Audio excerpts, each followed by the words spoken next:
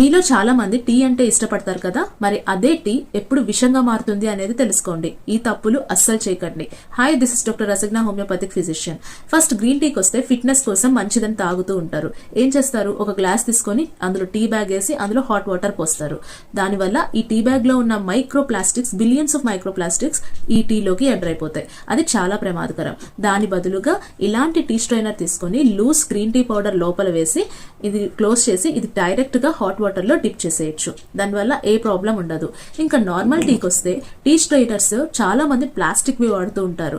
ఇలా వేడి వేడి టీ దాని ద్వారా పోసినప్పుడు బిలియన్స్ ఆఫ్ మైక్రో ప్లాస్టిక్ ఆ టీలోకి ఎంటర్ అయిపోతాయి. దానివల్ల కూడా చాలా ప్రమాదం. సో దాని బదులు ఇలాంటి మెటల్ టీ స్ట్రైనర్స్ మాత్రమే వాడండి. అదే చాలా మంచిది.